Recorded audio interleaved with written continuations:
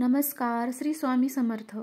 स्वामी कृपेने तुमचा आजचा दिवस, येणारा प्रत्येक दिवस सुखाचा, आनंदाचा आणि भरभराटीचा जावो अशी मी स्वामीचरणी प्रार्थना करते आणि व्हिडिओला सुरुवात करते.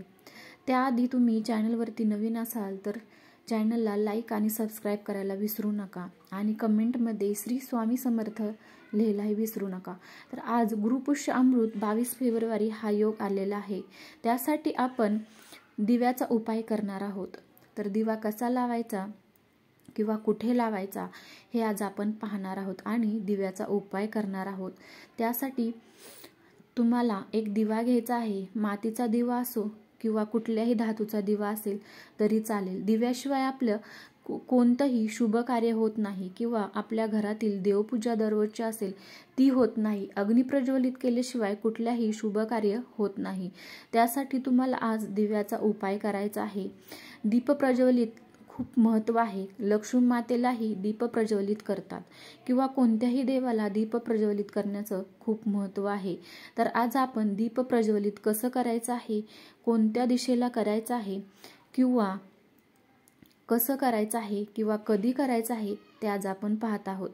तर तुम्हाला एक मातीचा दिवा असेल तर उत्तम किंवा पंती असेल किंवा कोणतीही मातीचा तुम्ही घेऊ शकता किंवा तुम्ही कुठल्याही धातूचा घेऊ शकता. पितळ असो किंवा चांदीचा दिवा असो किंवा स्टीलचा कुठलाही तुम्ही धातूचा घेऊ शकता किंवा तांब्याचा दिवा असेल.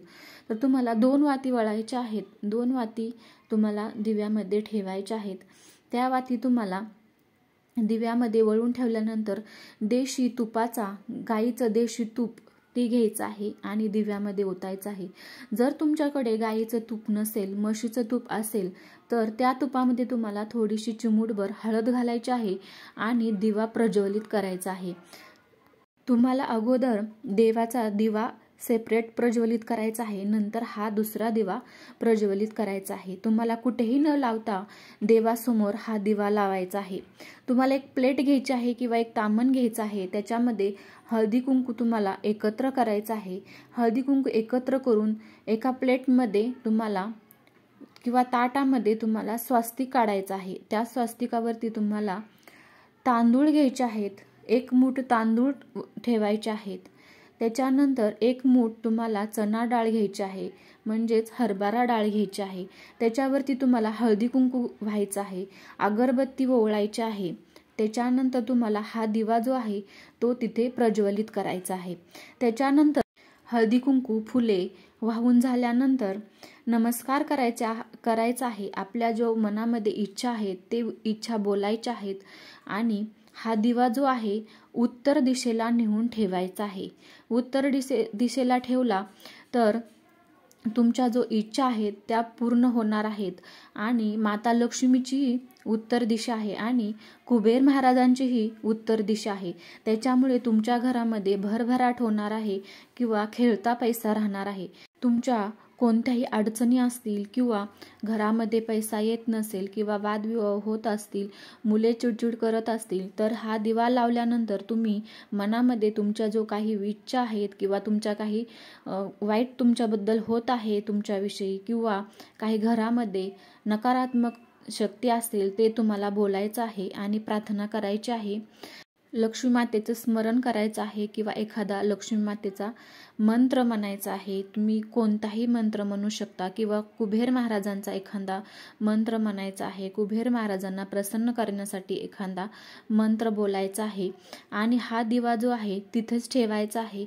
संध्याकाळी तुम्हाला हा उपाय करायचा आहे. संध्याकाळी तुम्हाला रात्रभर दिवा असाच ठेवायचा आहे आणि तुमच्या इच्छा बोलून झाल्यानंतर रात्रभर दिवा जळत ठेवायचा आहे. जेव्हा विजेल तेव्हा विजेल, पण जोपर्यंत तुम्ही जागे असाल तोपर्यंत हा दिवा प्रज्वलित ठेवायचा आहे. त्याच्यानंतर सकाळी उठल्यानंतर हा दिवा जो स्वच्छ धुवून ठेवायचा आहे. त्याच्यानंतर आपण तांदूळ घेतलेले आहेत किंवा डाळ घेतलेली आहे ती पक्षाला घालायची आहे, पक्षाला टाकायची आहे. जिथं पक्षी बसतात तिथं नेऊन ही डाळ आणि तांदूळ ठेवायचा आहे. तांदळाला तर एवढं महत्त्व आहे, प्रत्येक पूजेमध्ये आपण अक्षदा म्हणून तांदूळ वापरत असतो. त्याच्यामुळे पक्ष्यांना डाळ आणि तांदूळ तुम्ही टाकायचं आहे. जिथं पक्षी बसतात तिथे नेऊन ठेवायचं आहे.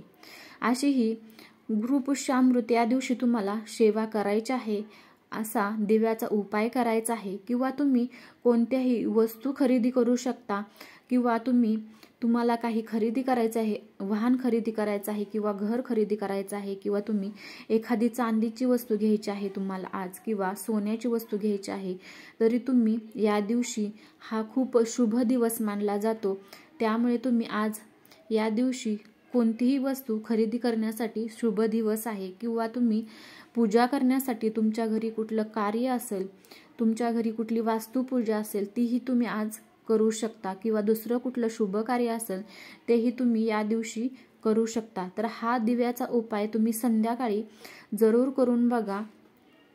संध्याकाळीच तुम्हाला हा उपाय करायचा आहे, इतर वेळी दिवसभरासाठी करायचा नाही आहे. तुम्हाला संध्याकाळीच हा उपाय करायचा आहे.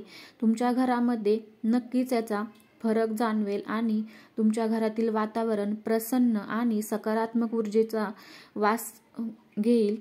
त्याच्यामुळे हा उपाय तुम्ही जरूर करून बघायचा आहे. गुरुपुष्यामृत हा योग नंतर लवकर येत नाही. आजचा दिवस खूप महत्त्वाचा आहे, त्याच्यामुळे हा उपाय तुम्ही नक्की करून बघा. तर आजची झालेली जेवढी सेवा आहे तेवढी मी स्वामीचरणी रुजू करते आणि व्हिडिओला इथंच थांबवते. श्री स्वामी समर्थ. जय जय स्वामी समर्थ.